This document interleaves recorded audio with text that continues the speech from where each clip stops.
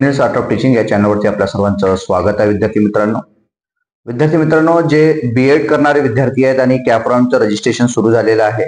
या कॅपराऊंड रजिस्ट्रेशन मध्ये ज्या व्हिडिओच्या माध्यमातून मी आपल्या सर्वांना मार्गदर्शन करतो आहे, दररोज व्हिडिओ टाकतो आहे की आपल्या विद्यार्थ्यांची फीस कशी वाचता येईल, फीस कशी माफ होईल, आणि या संदर्भाने एक व्हिडिओ टाकलेला आहे. आणि बीएड करायचं असेल, ज्यांच्याकडे पैसे नाही त्यांनी बीएड कसं करायचं याच्याबद्दल सुद्धा एक मी व्हिडिओ टाकलेला आहे. यावरती विद्यार्थी कमेंट करत आहेत की सर, कुठेच बीएड फ्री होत नाही, पैसेच लागतात. दुसरी गोष्ट, कुठेही स्कॉलरशिप मिळत नाही, कोणतेही कॉलेज रेग्युलर नाही, म्हणजे इनरेग्युलर नाहीये, सर्व कॉलेजेस रेग्युलर आहेत. आणि या सर्व बाबीचं उत्तर मी या ठिकाणी देणार आहोत. नंतर विद्यार्थी फोन पण करतायत मला की सर, फीज आम्ही या कॉलेजला गेलो, त्या कॉलेजला गेलो, ती इथे 40,000 फीज म्हणताय, कुठे 80,000. आजच मला एक सकाळी फोन येऊन गेलेला की मुंबई मधलं कॉलेज आहे ज्याचं फर्स्ट इयरची फीज ही 80,000 रुपये सांगितलेली आहे आणि दुसऱ्या वर्षीची 80,000, म्हणजे 1,60,000. मी पहिल्यांदाच हे ऐकलेलं आहे की बीएडची फर्स्ट इयरची फीज 80,000 रुपये. म्हणजे हे कुठे, म्हणजे एवढी फीज कशी काय असू शकते? कारण FRAच्या माध्यमातून जी काही फीज रेग्युलेटिंग अथॉरिटी जी असते महाराष्ट्राची, त्यांच्या याच्यातून ठरवलेलं असते. युनिव्हर्सिटीच्या माध्यमातून हे ठरवलेलं असते. कारण हे जे बीएड कोर्स आहे युनिव्हर्सिटीच्या अंतर्गत येत असतो आणि त्यानुसारच फीज आकारली जात असते. मग एवढी सारी फीज अशी कशी असू शकते? तर या माध्यमातून तुम्हाला सर्व विद्यार्थ्यांची डोळे उघडणं गरजेचं आहे. कारण विद्यार्थी मित्रांनो, आपण स्वतः त्या मार्गातून जाणार नाही, त्या वेमधून जाणार नाही, तेव्हापर्यंत तुम्हाला ते समजणार नाही की फ्री कसं होतं. नागपूरमधले जे काही विद्यार्थी असतील ज्यांचे फ्री झाले आहेत, त्यांचे कित्येक विद्यार्थी असे आहेत ज्यांचे फ्री झालेले आहे. आतापर्यंत आम्ही 50 ते 60 लाख रुपये विद्यार्थ्यांचे वाचवले आहेत. त्याच बेसिसवरती आणि त्याच याच्यावरती आम्ही तुमच्यासाठी व्हिडिओ बनवलेला आहे आणि त्याच माध्यमातून आपल्या तळागाळातील गरीब भोजपूर विद्यार्थ्यांचे ते पैसे वाचावे. कारण कॉलेज हा एक प्रकारचा त्यांचा धंदा असल्यामुळे कोणताच कॉलेज तुम्हाला म्हणत नाही की रेग्युलर येऊ नका किंवा तुम्ही कॉलेजला नाही आला तरी चालतं. मग या सर्व बाबी आपण याच्यात पाहत या व्हिडिओमध्ये पाहणार आहोत. आपण माझ्या चॅनलला पहिल्यांदा आले असेल तर माझ्या चॅनलला सबस्क्राईब करा, जेणेकरून अशासारखी जी व्हिडिओज आहे किंवा माहिती आहे आपल्या व्हिडिओला कायमस्वरूपी आपल्या चॅनलला कायमस्वरूपी मिळत राहील. आणि स्नेनिल्स आर्ट ऑफ टीचिंगचा एक ग्रुप आहे जो डिस्क्रिप्शन बॉक्समध्ये आहे. त्या डिस्क्रिप्शन बॉक्स मधल्या ग्रुपला जॉईन व्हा, जेणेकरून तुम्हाला प्रत्येक प्रश्नाची उत्तरं त्या ग्रुपच्या माध्यमातून मिळणार आहे. आणि व्हिडिओ स्किप करू नका, संपूर्ण व्हिडिओ बघा, ज्या माध्यमातून तुमचे लाख रुपये वाचतील, हजारो रुपये वाचणार आहेत, याबद्दलचं हा व्हिडिओ बघा. विद्यार्थी मित्रांनो, आपल्याला माहिती आहे की कॅप रजिस्ट्रेशन म्हणजे काय, तर गव्हर्नमेंटच्या माध्यमातून जी सेंट्रलाइज पद्धत आहे त्या पद्धतीतून तुम्हाला प्रवेश मिळणं. आणि दुसरी गोष्ट आहे स्पॉट ऍडमिशन किंवा मॅनेजमेंट. मग मॅनेजमेंट मधून तुम्ही जात असाल तर तुम्ही स्कॉलरशिप असेल किंवा कोणतीही गोष्ट तुम्हाला मान्य नसते, म्हणजे लागू नसते, आणि त्या माध्यमातून तुम्ही ते कॅपराऊंड रजिस्ट्रेशनच्या बाहेरून तुम्ही ऍडमिशन करत असता, म्हणजे मॅनेजमेंट कोट्यातून. मॅनेजमेंट कोट्यातून तुम्ही ऍडमिशन का करता, तर तुमचे पर्सेंटेज कमी असते, तुम्हाला मार्क कमी असते आणि तुम्हाला बीएड करायचं असते, म्हणून तुम्ही ते पैसे देऊन त्या ठिकाणी तुम्ही काय करता, बीएड करता. मग अशा विद्यार्थ्यांसाठी कोणतंही या ठिकाणी सूट नाही किंवा त्यांचं ऍडमिशन फ्री होत नाही, हे लक्षात घ्यायचं आहे मॅनेजमेंट वाल्यांनी आणि स्पॉट वाल्यांनी. दुसरी गोष्ट, आता पहिलं आहे कॅपराऊंड थ्रू जाणारे विद्यार्थी कोणते, तर SC आणि ST विद्यार्थी जर असेल तर कॅपराऊंड थ्रू तुम्ही जर जात असाल तर लक्षात घ्यायचं आहे की 100% स्कॉलरशिप तुम्हाला आहे. विद्यार्थ्यांनी प्रश्न केलेला होता की 100% स्कॉलरशिप मिळत नाही. विद्यार्थ्यांना तुमच्याच डीबीटी तुमच्याच अकाउंटला डीबीटीच्या माध्यमातून संपूर्ण स्कॉलरशिप येते. आणि त्याच याच्यात एक कॉलेजचं अकाउंट असते, म्हणजे कॉलेजच्या नावाने येणारी असते आणि आपल्या विद्यार्थ्याच्या नावाने, स्टुडंटच्या नावाने आणि कॉलेजच्या नावाने, दोन्ही प्रकारचे त्या ठिकाणी स्कॉलरशिप येत असते. असं जे एखादी विद्यार्थी असेल की स्कॉलरशिप भरली, स्कॉलरशिपचा फॉर्म भरला आणि त्यांना स्कॉलरशिप आली नाही, येते, एखादी वर्ष लेट जरी झाली असेल तरी पण तुम्हाला ती स्कॉलरशिप येत असते. आणि दोन इन्स्टॉलमेंट नाही तर दोन्ही इन्स्टॉलमेंट तुम्हाला ती स्कॉलरशिप मिळते. मुद्दा काय, तर तुम्ही जेव्हा कॉलेजला ऍडमिशन करायला जाता, तुमचा कॅपराऊंड थ्रू जेव्हा ऍडमिशन मिळते, तेव्हा आपण काय करत असतो विद्यार्थी मित्रांनो, आता जो मुलीचा फोन आला होता, ती मुलगी आधीच विचारायला गेली संपूर्ण मुंबईभर की कॉलेजमध्ये किती फीज आहे. मग तुम्हाला जर कॉलेजमध्ये फीज आहे, त्यांना असं वाटतं की हिला 40 मार्क आहे याला किंवा हिला 20 मार्क आहे, तर ही मॅनेजमेंट कोट्यातून आली पाहिजे, मग तुम्हाला ते लाखो रुपये फीज सांगत असतात. गरज आपल्याला आहे म्हणून आपण तिथं जात असतो. मग त्यांना माहिती आहे की त्यांचा धंदा आहे तो, गरज यांना आहे म्हणून ते फीज सांगत असतात. विद्यार्थी मित्रांनो, लक्षात घ्यायचं, तुम्हाला 40 मार्क्स मिळो, 30 मार्क मिळो, 90, 97 मार्क्स मिळो, पण आपण कॅपराऊंड थ्रूच त्या कॉलेजमध्ये जा, म्हणजे तुम्ही गव्हर्नमेंटच्या कोट्यानुसार तुम्ही त्या ठिकाणी जात आहे. तेव्हा कुठे तुम्ही तो फीजचा जे काही तुमचं काही ऍक्ट आहे किंवा फीज रेग्युलेटरी ऍक्ट किंवा त्या युनिव्हर्सिटीची जी फीज आहे ते त्या ठिकाणी आपल्याला लागू होईल.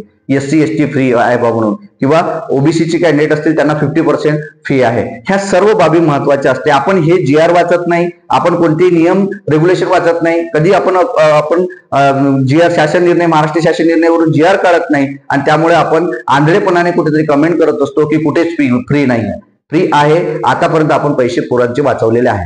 मुद्दा काय, तर आता तुम्ही ज्या वेळेला कॅपराऊंड तुमचं ऍडमिशन मिळते त्यावेळेला ऍडमिशन करायला जायचं. तुम्ही स्वतःहून विचारायला जायचं नाही त्या कॉलेजला. कॅप राऊंड थ्रू पहिले ऍडमिशन करा. ज्या कॉलेजमध्ये तुमचं ऍडमिशन होत आहे त्या कॉलेजमध्ये ऍडमिशन करताना तुम्हाला बोललं जातं की आमची फीज 27,000 रुपये आहे, आमची फीज 20,000 रुपये आहे, तुम्हाला आधी 20,000 रुपये भरावं लागेल. मग तुम्ही म्हणल्यानंतर तुम्ही म्हणाल की नाही बा आम्ही SC आहो ST आहो, आमची स्कॉलरशिप तर फ्री आहे. तुम्ही त्यांना ते म्हणल्यानंतर ते बोलतात की तुम्ही आधी फीज भरा, जेव्हा स्कॉलरशिप येईल तेव्हा तुम्हाला ती स्कॉलरशिप मिळेल किंवा आम्ही तुम्हाला परत करू, असे ते बोलतात. लक्षात घ्यायचं विद्यार्थी मित्रांनो, हे तुम्हाला भूलथापा देतात, हे फसवणूक करत आहे. ज्या वेळेला तुम्हाला असे बोलत आहेत की ही फीज आम्ही तुम्हाला परत देऊ, कोणत्याच विद्यार्थ्याला कॉलेजवाले फीज परत करत नाही. मग यांना ही फीज 20,000 रुपये आणि तुमच्या माध्यमातून शासनानं दिलेली, म्हणजे आदिवासी डिपार्टमेंटने दिलेली किंवा समाज कल्याण विभागाने दिलेली किंवा इतर मागासवर्गीय विभागाने दिलेली फीज जी असते 20,000 रुपये, त्यांची ट्युशन फीज, ही सुद्धा ती फीज घेतात. म्हणजे ते 20,000 रुपये आणि आपण दिलेले कॅश 20,000 रुपये, असे 40,000 रुपये त्यांचा फायदा होत असतो आणि आपलं नुकसान होत असते 20,000चं. म्हणून ही जी फीज आहे ही 20,000 रुपये फीज कोण देतं, तर वेगवेगळ्या प्रवर्गातील विद्यार्थ्यांचं जे काही समाज विकास भवन आहेत आपले, कोणते, तर आदिवासी विकास आहे ST विद्यार्थ्यांसाठी, समाज कल्याण विभाग आहे SC विद्यार्थ्यांसाठी, आणि इतर मागास व बहुजन कल्याण विभाग आहे OBC NT VG आणि SBC विद्यार्थ्यांची. यांची सर्वांची फीज कोण देते, तर हे डिपार्टमेंट देत असते. कोणाला, कॉलेजला. कोणाच्या वतीनं, तुमच्या वतीनं. त्यामुळे कोणीही फीज द्यायची नाही. असं जर जेव्हा तुम्ही बोलाल तेव्हा ते कॉलेजवाले चुपचाप बसतील. त्यांना मग GR दाखवायचा. या GR मध्ये शिक्षण शुल्क, परीक्षा शुल्क आणि इतर शुल्क विद्यार्थ्यांकडून आकारू नये. ही जर आकारणारा कॉलेज असेल त्याच्यावर फौजदारी गुन्हा करण्यात येईल अशी नोंद केलेली GR मध्ये ही ओढ त्यांना दाखवायची. तेव्हा त्यांचे डोळे उघडतील आणि मग गप्प बसतील. गप्प बसल्यानंतर ते तुम्हाला म्हणतात की इतर विद्यार्थ्यांना तू सांगू नको, तू चुपचाप ऍडमिशन करून घे, असे ते कॉलेजवाले बोलतात. का, त्यांना माहित आहे सर्वच विद्यार्थी असे अवेअर नसतात. म्हणून हा व्हिडिओ बघून अवेअर व्हा विद्यार्थ्यांनो. ग्रुपला जो GR टाकलेला आहे, जो शासन निर्णय टाकलाय, परिपत्रक टाकलाय, त्या परिपत्रक काढा, 2 रुपयाची झेरॉक्स काढा, PDF काढा 5 रुपयाची, आणि तो घेऊन तुमच्या BEd कॉलेजला जाल तेव्हा ते त्यांना दाखवा. तेव्हा तुमच्या कॉलेजच्या प्रिन्सिपलचे डोळे उघडतील. समजलं, तर तुमचे ते पैसे वाचतील. मग हेही करून तुम्हाला काय म्हणतील ते, की आमची काही प्रॅक्टिकल बुक आहे, आमची डेव्हलपमेंट फीज आहे, हे तुम्हाला द्यावं लागेल. ठीक आहे, तुम्ही फीज देऊ नका, परंतु 4 ते 5,000 रुपये तुम्हाला भरावं लागेल. लक्षात घ्यायचं आहे, हे डेव्हलपमेंट फीज सुद्धा कॉलेजवाले देतात. पण तुम्हाला जर वाटत असेल तर तुम्ही हे 2-3 हजार रुपये तुम्ही देऊ शकता. कारण जे काही मुलींचा ड्रेस असते BEdचा, मुलांचा ड्रेस असतो BEdचा, स्वतः जर तुम्ही घेत असाल तर पैसे द्यायचे नाही. आणि तुम्ही जर कॉलेज जर तुम्हाला प्रॅक्टिकल बुक आणि बाकी देत असेल तर तुम्ही त्यांना 2-3 हजार रुपये तुम्ही त्यांना देऊ शकता, जे की ते त्यांच्या त्या वस्तूंची फीज असते. मग लक्षात घ्यायचं विद्यार्थी, अशा पद्धतीने तुमचे हे 20,000 रुपये, 40,000 रुपये, 80,000 रुपये तुमचे वाचणार आहेत. कारण ते GRच तसं आहे. आणि हे GR जेव्हापर्यंत तुम्ही दाखवणार नाही तेव्हापर्यंत तुमची फीज वाचणार नाही.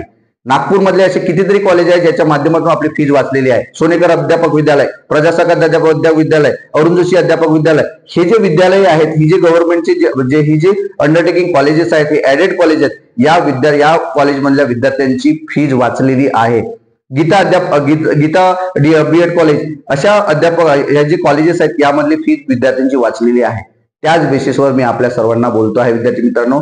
म्हणून मग महाराष्ट्रातील कोणत्याही जिल्ह्यातील BEdचं कॉलेज असेल तरी सर्वांना रेग्युलेशन किंवा नियम हे सारखेच असणार आहेत. म्हणून त्या विभागाला तुम्ही भेट देऊन हे परिपत्रक काढून घ्या. त्या विभागात भेट द्या की BEd कॉलेज आमच्याकडून फीज आकारत आहे, आम्ही SC आहो, आम्ही ST आहो, आम्ही OBC आहो, हे त्यांना डोळे झाकून न सांगता तुम्ही डोळे उघडून स्वतःहून त्या ठिकाणी जा. तेव्हा तुमचे पैसे वाचणार आहे, अन्यथा फसवणूक तुमची होणार आहे. हे डोक्यात घेऊन चालायचं आहे विद्यार्थी मित्रांनो. यासाठीच हे अपडेट होतं. आणि आता तरी डोळे उघडा आणि हा व्हिडिओ जे BEd करणारे आहेत, जो आपले ग्रुप असतील त्यांना शेअर करा, जेणेकरून तुम्हाला ही माहिती मिळेल आणि आपल्या कुणाचे तरी पैसे, नातेवाईकाचे, मित्राचे, मैत्रिणीचे पैसे वाचतील. त्या कारणाने आपलं जे काही परिवार आहे त्याच्यावर आर्थिक भुर्दंड बसणार नाही विद्यार्थी मित्रांनो. हाच एक आपल्या समोर उद्देश होता. आणि आपण केलेले कमेंट आपण कायमस्वरूपी आपल्या व्हिडिओला फॉलो करा, आपल्या चॅनलला फॉलो करा, जेणेकरून तुमचे कुठे ना कुठेतरी या पैशाचा फायदा होईल आणि आपल्या वसतिगृह असतील किंवा इतर जी माहिती असेल आपण या व्हिडिओच्या माध्यमातून कायमस्वरूपी देत राहू. आपल्याला हा व्हिडिओ, ही माहिती कशी वाटली हे नक्की कमेंट बॉक्समध्ये कळवा आणि अशाच अपडेट करता माझ्या चॅनलला सबस्क्राईब करा. धन्यवाद.